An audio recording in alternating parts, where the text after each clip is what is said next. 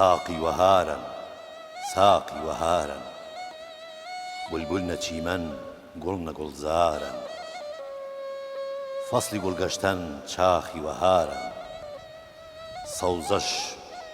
فەرشی وەڵک شکۆفەدارن سوراحی لە بڕێز ساغر ئامادەن وەختی نۆشای مەی خاتران شادن ساقی خەستەی زولف عنبەرینی تۆم جەمەڕای بادەی کەوسەرینی تۆم من عرسەی مەیدان عمرم کردم کەی ساقی مەیدانت ساکەی مەبۆکەی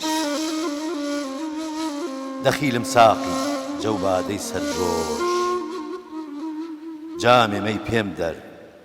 تا نۆش کەلوون نۆش با خاتر جەداغ دەوران شاد کەبن کۆگای خەرمانان خەم و باد دەبن سەیدی جعشقت ئەرسەت کەمەستەن ساقی پیاڵەی تۆش و ئاواز وەستەن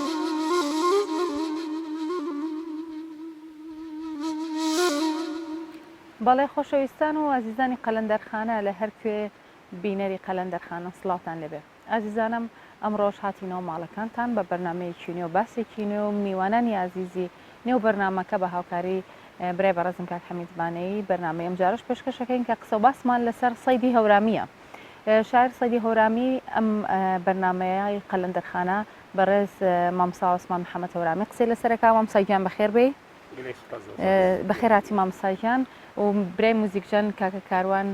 خۆی وشم شاڵە جوانەکەی کا کاروانکیان بەخێر بێ زۆر سپاس خۆشەویستانم لەگەڵمان بن یەکەم پرسیار هەڕاستەی مامۆستا بکەم مامۆستا بۆ ئێمە بۆ بینەرانیش جارێکی تر پێمان بڵێ یان بە شێوەیەکی ئاسانتر کە ئێمە باشتر سەیدی بناسین سەیدی هەورامی کێیە و نازناوی سەیدی لەکوێوە وەرگرتووە بۆچی وەریگرتووە هەڵبەتە لە ئەنجامی لێکۆڵنەوەیەکی زۆر کە نزیکەی 40 ساڵ لەمە پێش دەستم پێ کرد چوومەتە هەورامانی ئەو دی و لەگەڵ بنەماڵەکەیە تێکەڵیم کردووە شەو لە ماڵەکەی دانیشتومدا گوندێک ئەوسا پیانەوت سەر و پیری واتە گوندەکە بە ناوی دەمە و پیری سەردەمی پیری ناونراوە ئەویش ئەم ڕوونکردنەوە زۆر پێویستە چونکە خەڵک نازانێ زۆربەی زۆری خەڵکەکە نازانێت کە سەر و پیری لە چێوە هاتووە بابا سەیدی هەورامی بابایان پێوتو ینی باوە وەکو لە قەبێ نازناویی پیرۆست کە کاتێ پیر بوویتر نتوانێت لەسەر و ژوورەکەی شادێی هەورامان کە شاریشی پێڵن بەرەو ژوورەکە بە ئاسانی سەرکەوێ کە لەوێەوە ڕاستەڕێگە ڕوا بۆ ناو باخەکەی کە پێڵن هەساریە ئێستاش ئەو باخانە هەرماون نەیتوانی سەرکەوێ هاتووە بە خەیاڵیە لەو تەختایی سەرەوە بۆ گوندێک بۆ دوو ماڵێ نەکاتەوە بۆ خۆی کوڕ و کوڕەزا و کەسوکار یارمەتیانەوە خەریکی خانوویەک بووە خانووەکەی دروست کردەوە جا دوایی خەڵک لیان پرسیوە بابا سەیدی بەم سەردەم و پیریۆ بەم سەردەمی پیریۆ تۆ خەریکی چیت بە هەورامی بابا سەیدی پی سەر و پیریۆ خەریک و چێشیێنی ئەویش وتێتی لە وەڵامە بەم سەردەمی پیریەوە خەریکی خانوو دروست کردم پی سەر و پیریۆ خەریک و یانەکەردەیەنە دوای کوڕ و کوڕەزا و خزمان هاتوون گوندێکی جوانچینانە دروست بووە بە ناوی هەر ئەو شەیە کە لە زاری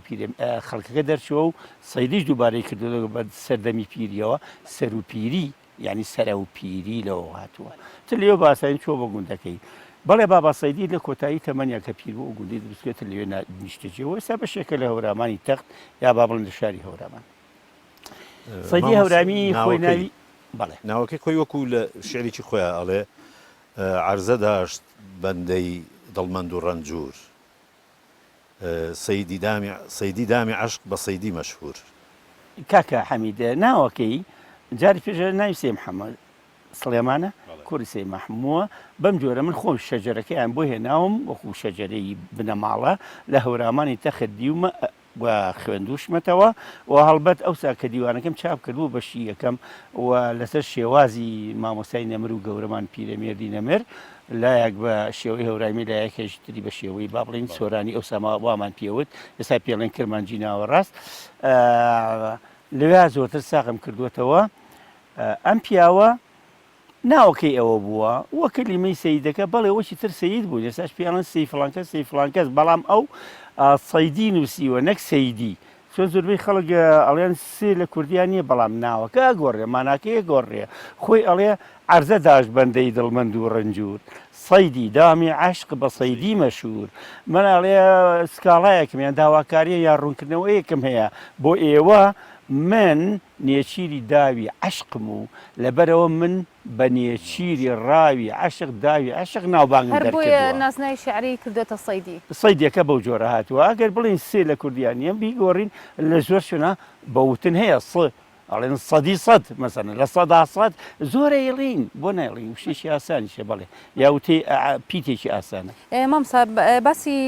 لایانی شعری سەیدی بکەین وەکو خۆی ئاماژەی پێداوە شکارچی داوی عەشق و داوی عەشق بووە باس لەو بکەین ئایا سەیدی هاوزەمانی کام لە شاعیران بووە و پرسیارەکەی من ئەوەیە ئەمێ بەراوردێکی شعری سەیدیمان بۆ بکەی خۆی جارە پێش هەموو شتێ بڵێ ئەو نێچی داوی عەشق بووە ئەتوانین بڵێن زۆربەی زۆری هۆنراوەکانی لە عەشقا هۆنیوەتەوە بە تایبەتی چه عەشقی دڵدارێکی خۆی بوو بێ چه عەشقێکی مەجازی بوو بێ چه عەشقی حەقیقی بوو بێ کە ئەگاتە پلەی خوداناسی عارفی عرفان لەگەڵەوەشە ئەم پیاوە شەیدای کۆمەڵی هەورامانی خۆی بووە بێگومان ببوورە من ناڵێم کۆمەڵگە چونکە وشەکە خۆی کۆمەڵە ئێماڵەکە بڵین کۆمەڵگە بڵێن کۆمەلگایەتی کۆمەلگەناس کۆمەلگەناسی ئەمە نابێ کابوو وشەکە کۆمەڵایەتی کۆمەڵناس کۆمەڵناسی ئەچێتەوە سەر ڕیشەی وشەکە کە ڕیشەی وشەکە کۆمەڵە ئەم پیاوە عاشقی کۆمەڵی ناوچەی هەورامان بووە هەر وەخت و هەر وەکو بڵێ ئاوا بێوێ ئەم وێنە جوانانەی هەورامان نەمری بهێڵێتەوە لە هەمان کاتە زۆر شەیدای زمانی کوردی بووە هیچ ئەوەی هەورامی کۆنەکەیان بە تایبەتی لە گوندە چەپەک و دوورەکانە گەڕاوە عاشقی ئەو بوارەش بووە کۆمەڵێ هۆنراوەی جوانی بە شێوەزارە کۆنەکە داناوین کە نزیکترین شێوەزارە لە ئاویستاوە بەڵێ سەیدی هەورامی پەیوەندی هەبوو لەگەڵ شاعرەکان لە سەردەمی چیا ژیاوێ لە سەردەمی مەولەویا ژیاوە بە بەڵگەی ئەوەی کە ئەو شیعرەی نووسیوێتی بۆ شێع عوسمانی تێوێڵە خەلیفەی ئەو بووە شێع هەمووان ئەزانین شێع عوسمانی تێوێڵە شێع عوسمانی سەڕاجەدینی گەورە مەولەوی ئەوی کردووە بە ڕابەری خۆی مەولەوی ئەوی کردووە بە شۆڵە چرای خۆی مەولەوی ئەوی کردووە پێشەنگی خۆی بە عەشقی ئەوە مەولەوی بەو جۆرە ێژگای پێگەیوە لە هۆنراوەکانشە دەرەکەوێت بەڵام لە هەمان کاتشا ببوورە سەردەمی شاعری بەناوبانگی کورد مەسەفا بەجی کوردیش بووە چونکە شیعری بۆ نووسەوەی شیعری بەڵێ ئێمە وەکو زۆربەی ئەبینین زۆربەی شعرەکانی وەکو ئەگەر غەزەل بێ ئەگەر هەندێک جار لایانی عیرفانی و شتی تریشی تێبکەوێ بەڵام ئێمە وەکو ڕوخسار زۆربەی بە غەزەلە بینین ئەڵێ سەیدی هەورامی ژنی هێناوە ژنەکەشی خۆشی زۆر خۆشویستووە بەڵام لە هەمان کاتە غەزەلی بۆ گەلێک ناوی تروتووە وەکو شیرین وەکو نیشان وەکو ڕیۆن نیشات یا نەزانم ڕیۆن کە واتای ڕێحانەیە هەروەها غەزەلی بۆ وەنەوشە ناوێکیش نووسیوە یعنی ئەمە جگەلەوە گەلێک غەزەلی تری نووسیوە سەیدی هەورانی جا ئەوانە وەکو لایەنی عەشق و غەزەل بۆیە وەکو لایەنی عیرفانی بۆ لە ژیانە ئەوەی کە عیرفانە بەلا عیرفانە دیار لە ناوەڕۆکەکەیە بەڵام ئەوەی بە غەزەل بوو بێ ئاسایی غەزەلی نووسیوە چۆن خۆشی دوایی ئەو شیعرە بازەکەین کە باسی عەشقی حەقیقی عەشقی مەجازی ژەکات ڕوونیەکاتەوە بۆ هەردوو لا نووسیوێتی بەڵام ئێستاش هەر لەم سەردەمانەوە ئێمە خۆمان ئەزانین کە شاعرێک نییە وابەستە بوو بێ بە ئافرەتێکەوە بە کچێکەوە هەر بۆ ئەوی نووسی بێ بە پێی زەمان بە پێی مزاج بە پێی هەڵوێستی ڕۆژانە ناوی کچی تریژاتوێتە پێشەوە ئەبێ بە جوانپەرستی بەڵام ئەوان وەکو خۆمان ئەزانی لەو سەردەما ئەوان فەلسەفەی سۆفیگەری با بۆ بەسەر لایەنی ئاینی بار بۆ بەسەر ڕێڕەویانە لەبەرەوە نەچوون بەلای بڵێن لایەنی نەختی شتێ بڤە بێ بەلایەنە پاکەکە ڕۆیشتون بەڵێ بەشکم میان خان شعرێکمان بۆ بکەنێت بە چاوان کاکتارۆنجان فەرمۆ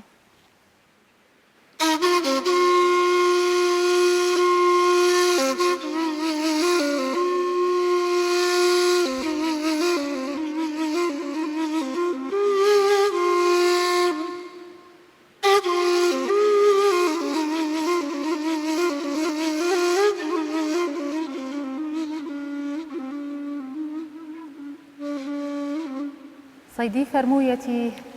دەنگی یارمەیۆ دەنگی یارمەیۆ هەیداد هەی بێداد دەنگی یارمەیۆ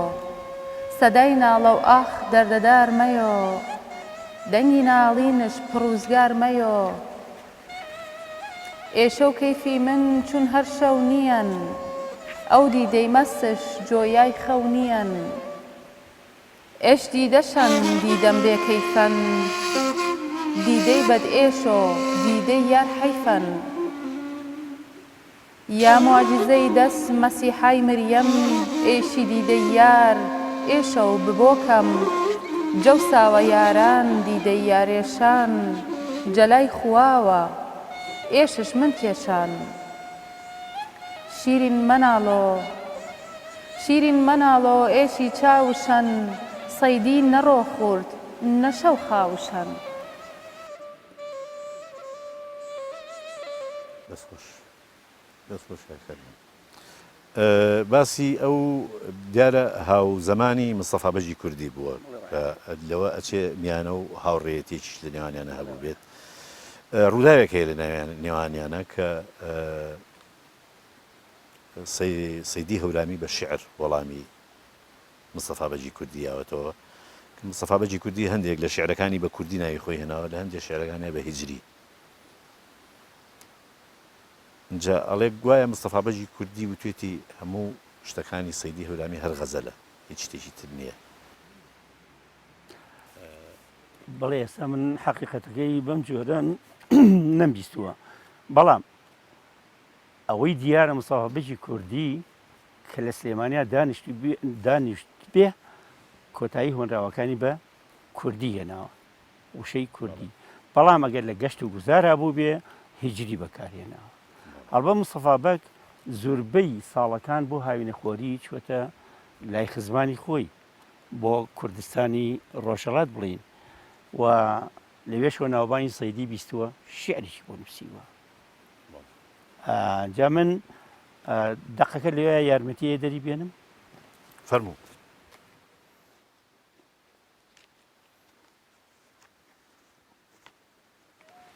بڵێ لە هۆنراوەیەکی هەژدێڕیە کە ئەم دەقەی مستەفا بەژی کوردی کاتی خۆی لە 1990 لە مامۆستای خوالی خۆش بوو حەمەبۆر وەرم گرت چونکە دیوانی کوردی چاپ کرد بە شێوەیەکی فراوان ئەمەی بووە نووسێویش تەنیا دوو دێڕی پێشکەشەکەین سەیدی نەزانان مەبۆ بزانی کۆمەندان جانان وەکو بڵێ سەیدی نەزانی و حاڵی خۆشەویستان چۆنە عاشقەکان چۆنە قەدەم ڕەنجە کرد گەرزەدەی هیجری خێلێ مشتاقی دیاتەن هیجری وەرە بۆلام سەرێکم لێ بووە هیجری زۆر ئارەزوو تاسەی دیداری تۆی هەیە هەڵبەت سەیدی هەورامی لە دیوانەکە نووسیەوە بە تەواوی بۆیان نووسێ ئەڵێ هیجری نەزانان تۆ بە حاڵی دەرد ئێمە نەزانان من سەیدیم سەردار سوپای دێوانان کوشتەی دەردی عەشق زەدەی هیجرانان بەم جۆرە ئیسپا دەبێ بەڵگایەکە پەیوەندیشی جوانیەوە بەڵام نەگلەی هەبوو ئەوەی هەبووە کە بڵێ تۆ شیعرەکانی ئاواوە بەڵام ئەوەندەی من ئەزانم ئەوە لە بارەیەکی ترەوەی کە شێخ سەلامی شاعر خوالی خۆش بوو بە مەلا حەسەنی دزڵی وتووە وتۆتی شیعرەکانی تۆ لەم بواران و ئەمانن و ئەمە شتێکی کاتیە بێت و بۆ داخوازی وشتیوە هەڵسە وەرە بەلای نیشتمان پەریوەری و کوردایەتیە بنووسە و هانییاوە ئەو گلەی ئەوی کردووە ئەجینە ئەوە منە بیستوە بەم جۆرە بەڵێ مام ساوسمان بەس شعری یا وێنەی شعری بکەین لای سەیدی وێنەی شعری لای سەیدی ئەمە لەلایەک ڕەنگە قسە هەڵبگرێت چۆن باس لە وێنەی شعریەکەی لای سەیدی ئایا ئەوەی کە بۆ سەردەم و زمانی خۆی لە ڕووی کۆمەڵایەتی و عێرفانیەوە ویستوێتی باسی بکە پێکاوێتی لە شعرەکانیە ڕاستیەکەی سەیدی هەورامی وەکو بڵێ شێوازیش تایبەتی خۆی هەیە قوتابخانەیەش تایبەتی خۆی هەیە ئەمەش دیارە ئێمە زۆر جار لە قوتابخانە لە با بڵین لە خوێندنگەکانە لە سانەویە هۆنراوەیەک ئێوە شەروە هۆنراوەی شانێنێ بە شێوازەیەکە ئەمە شعری شێ بۆ شێڕوە تەواویشی کە بەوە نەدێر یعنی ئێستا وای لاتوە مۆرچی هۆنراوەی سەیدی زۆر دیارە ئەوە یەکجار بیخوێنتەوە لە هەر کاتێکی ترا شعرێ ببیستێ بڵێن ئەمە هی سەیدی هی سەیدینی یەکسەر بۆ یەکی ئەزانێ بە شێوازەکەیە یعنی شتێکی ناوخۆیی ناوچەکە لە ناوچەی هەورامانەوە هەڵقوڵاوە باشە بەڵام سەیدی ئامانجەکەی پێکاوە مامۆستا بێگومان سەیدی ئامانجی خۆی پێکاوە بۆ نمونە کە کاتێ تابلۆیەکی هوەری یا تابلۆیەکی کۆمەڵایەتی کە دەسهار باو بووە ژنان دانیشتون دەسهاڕیان بە هەرەوەزیش تەنانێت کە دیوێتی هەوانراوەیەکی جوانی بەوا وتووە هەوانراوەی بەناو هارە سەختەنی هارە سەختەنی ئەپەم جۆرە ئەو شتانە دەرە بڕێ و یاخود لەو حاتی عەشق کە دەرە بڕێ یەکسەر ئینسان نەزانێ و عەشقە پاکە لەو ناوچانە باو بووە نەک عەشقێکی بەرەڵاو وەکو بڵێن عەشقی مەجازی بەڵێ مامۆستا سەیدی هەورامی هەندێک سیما هەیە لە شعرەکانیان ینی جگە لە غەزەل و جگە لەوانە هەندێک شعری بۆ چیایەک گوتووە پێگومانیانی ئەم وەصفی سروشت لە شعرەکانی سەیدی هەورامیا هەیە پێم وایە لەو سەردەما زۆر کەم بووە ئەو شعری بۆ شاخی عواڵانی نووسیوە بەڵێ کۆساڵان یا چون کۆی ئەوداڵان چون کۆساڵان وەشن هەردووکی وتووە بڵێ ئەمە ڕاستەکەی ئەوانەی کە لە سەردەمەکانی پێشووە بە کوردی نووسیانە ئەو پڕی خزمەتی کوردایەتیان کردووە زمانی کوردیان پاراستووە یەکەمین مەرجی نێتەوەش دیارەکە زمانە ئەوە شتێکی زۆر جوانیان کردووە بەڵام ئەمیش کە بە شاخ و چێ و ئەمانەیە هەڵداوە ئەویش ئەو پڕ نیشتمان پەروەریە وت لە پێشەوە وتم کە عەشقەکەشی عەشقی سروشتی بووە کۆساڵان وەشن کۆساڵان وەشن میرزام سەیری هەرد کۆساڵان وەشن یان چون کۆی ئەوداڵان چون کۆ ئەوداڵان چون کۆنج کوێ وەشتەر جە کۆی ئەوداڵان ئەڕوا پێ عەشقێکی جوان دەرە بڕێ بڵێ زۆر باشە شعرە خوێندەوە کاک حەمیدجان کاتی خۆیەتی کاکەڕەنگیان فەرموو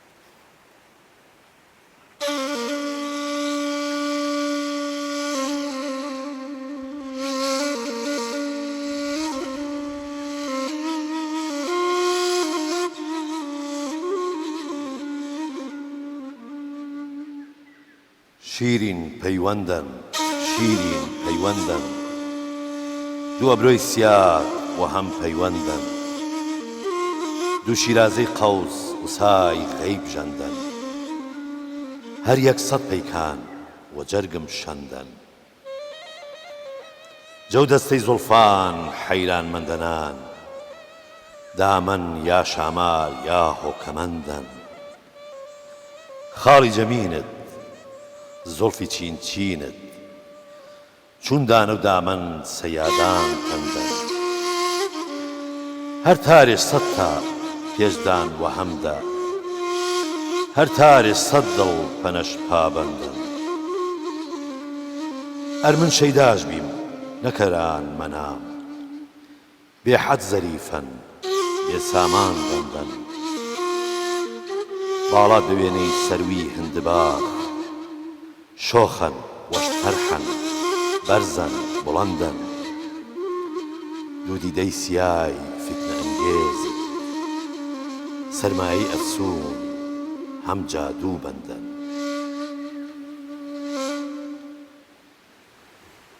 دەستان خۆش بێ بەخێر بێنەوە بوورە پرسیارێکم هەیە لەسەر ئەم شعرە ئەو شاعیرە هەورامانە بێگومان هەموو شعرەکانی کە نووسیوانە لەسەر ئەم کێشی دەبڕگەیە مەسنەویە هەمووی بەڵام ئەمە هاتووە وەکو عروز ئەم کێشەی بەکارهێنا بۆ یەکەم جارمە لە شعر بەڵێ زۆر ڕاستە پێش سەیدیەوە نێ بزانم کاکۆ زەکەریا ئەو سێوەیە چەند شعرێکی داناوە بەڵام سەیدی هەورامی تاقی کەسێکە کە زۆرتر وەکو وتم لە شێوازی شعرەکانیان ناسێتەوە زۆر شعری هەیە لەسەر وەزنی عروز دایناوە بۆ پەنجەیە هەیباتەوە سەرەوە ئەو لێ بەهرێکی جوانی نواندوولەوە ئیتر بۆی هاتووە لەسەر ڕێشکە زۆر شعری نووسیوە بەڵێ مامسەلایەنەکانی تری شعر لای سەیدی بۆ باس ناکەی ئایا ڕنگدانەوەی عیرفان لە شعرەکانی سەیدیە چۆن بووە بەپێی ئەو کات و سەردەما ئێمە باسی سروشتی جوانمان کرد کە چەند کاریگەری هەبووە لەسەر سەیدی خۆی لایەنی عیرفان بڵین ئێستا ئەوە ئەگەر کاتمان هەبێ بەرامبەر بە خواناسی عیرفان ئەوەی سەیدی وتوێتی کەس نەیوتووە لە بەوەزنی با بڵین عروزی عەربی ژوێتی بورە مامەسا ئەمێ بێمە سەر ئەو لایەنە کە ئەڵێ کاتی خۆی کۆمەڵێک لە بڵێ وشکە سۆفیەکانی ئەوسا چون لای شێخ عوسمانی سیراجەدین بەڵێ منش ئەمێ لەسەر ئەوە کە ئەوە لایەنێکی تری شیعریە لای باشە لەوە وەرگرن بەرنا چۆن ئەوی دەڵێ شەراب و عەشقە تۆ ساف و زوراڵە بە لەزەت وەش بنەوە شش تند و تاڵە مەغەی نەشپا کەسی کە دڵ موازۆ بێ منەت چ محتاجی سوالە ئەوە قەسیدەیەکە واست لەوەێنیم ئەوەی کاکە حەمید فەرمووی بڵێ خەلیفەی شێخ عوسمانی تێوێڵە بووە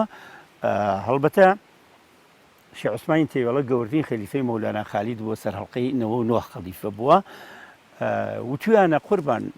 تۆ سێ محەممەد سلێمانی کردووە سەیدی کردووە بە خەلیفەی خۆ لە هورامان شیعرە بە شیرینە هەڵات و شیرینیەتی و نایبێتەوە بۆ خەلیفەتی ناشێ لای بە ئەوی نامەیەکی بۆ نووسیوە وتێتی ئەمەم بۆ ڕوونکەرەوە هەڵبەت هۆنراوەکە لەبەر کەمی کات هەندێکی لێخن لە وەڵاما بۆیە نووسێ یا شێخ سەنعانم یا شێخ سەنعانم عاشق پەیتەرسا وێنەی سەنعانم لاقەی جەتانەی مەناو مەنعانم چون یاقوب داغدار پەیمای قنعانم ئەر حەقیقیەن ئەر مەجازیەن ئەم عەشقەی من دڵۆ من بە ئەو بەخوا ڕازیەن ئەر عاشق نەبان یەکسەر مەڵا و شێخ فتوا بۆ سەیدی سەر بڕان بە تێخ بێگومەلا مەلا و شێخ و تەریقەت و ئیماندار و عارف هەر هەمویان عاشقن هەر هەمویان عاشقن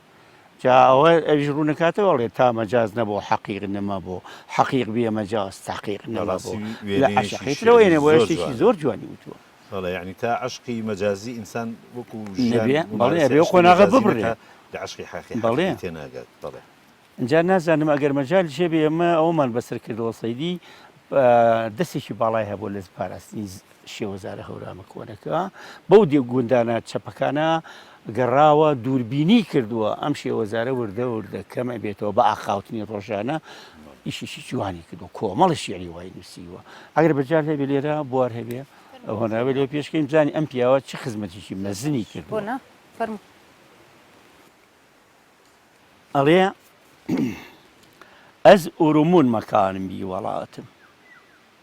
ئورومون هەورامانە ئورامانات ئەز ئورومون مەکانم بێ وەڵاتم سەرۆپیری خۆڵای دا پێنەجاتم سەرۆپیریم باس کرد بڵێ برۆ دەروێژ لە بۆ سەیر و وڵاتۆ نەنیشتۆ هیچ وڵاتێونێ نساتم لە ژیڤۆر برۆشێتەوە نشاتێ نشاتێ شێوە ناژ عیش و نیشاتم جەنۆ من ئاخەمۆ پێی نیشاتێ سوا و ئاخی نەبەر هیچ دەسەڵاتم نیشات ئەرمیر و مەڵا پەرسەداڵم شکات و تەن شکاتم نەژیڤون و مەژیڤوو بێتە ساتێ و حەیاتم نیۆم بێتە کەرار و ژیڤی تاڵێ برینی شەکەرم قەندم نەباتم تەخۆ نەبرە وەفا هەرگیز چەنی من بینایم بێوەفایی بەر وەفاتم ئەس ئەردێونەن و ئەرشیت و سەرسام پەکەم تۆنی تەوەستەن مشکڵاتم تەمەم بەستێنیەنێ ئاچاڵ و زنجی کە دەی چاکەوسەر و ئاڤ و حەیاتم لڤۆنەوە سەر و تۆف و جهێڵی دەرەک پیرن و شەڕەن وەخت و سەعاتم تەفەرزۆ دەی زەکات و نازەنینیت ئەزیش دەروێش تەسا بەر زەکاتم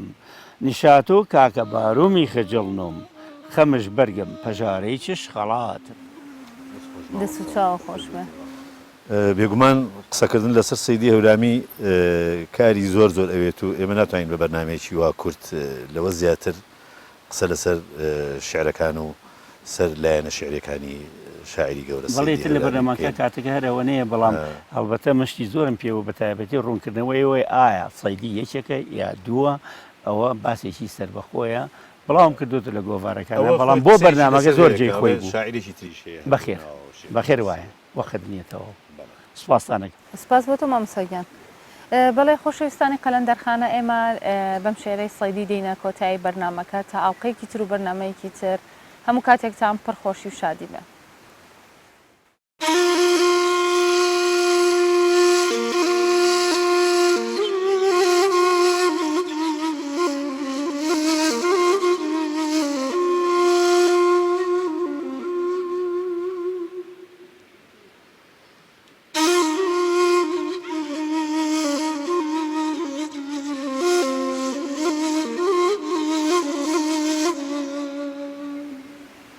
چراغ جەمینت سەوگەند بە سیمای سەعفی جەمینت تا بەڕوود نەقشەن خاڵی مشکینت پایدڵ هانەدام زوڵفی چینچینت تا دیدەی مەست پڕسورمەی تووران دیدەی پڕ ئەسرم خاو جەلاش دووران تا شەمەی ڕووی تۆ نور مەوارۆ لێش تا شەمەی ڕووی تۆ نور مەوارۆ لێش من کۆگای عۆمرم ئایر مەشۆ لێش تا موژەت شاباڵ نیم نیگای نازن ڕۆحی من چون تەیر هەر نەپەروازن نمە بۆ بازار شەوقی تۆ بەتاڵ تا من مەیلی تۆم مەشۆنە خەیاڵ تۆ هەر سات حوسنت بێ ئەندازەتەر من هەردەم عەشقم جەنە و تازەتەر ئەرفام پێش بیە دڵەی مەجنون خۆ بڕیاش تەمایلاڵ شیرین ڕازی تۆ بەڵام بێسوودەن پێی دڵئی هەوەس مەحاڵەن جەقەند دوورگنۆ مەگەس عەشقی تۆ بەیتەور من گرتەن گەردەن هەر ئینام نەدڵ تاکە ڕۆی مەردەن سەد ساڵ دمای مەرگ جەدا خدنەو گوڵ مزیۆنە گڵ کۆم لالەی داخنە دڵ ئەربەی بوویەری تۆ نەمەزارم ماچوو ئەی یارم هێمای داخدارم هێمای جەداخت مەسۆ چۆ دەروون هێمای مەڕێزنۆ دیدەم سەیری هوون سەیدی زامی عاشق تۆش هێمای وەسۆن تا سەش بە زەرور پێی دڵداری تۆن سەیدی زامی عاشق تۆش هێمای وەسۆن تا ئەزەش بە زەرور پەی دیداری تۆن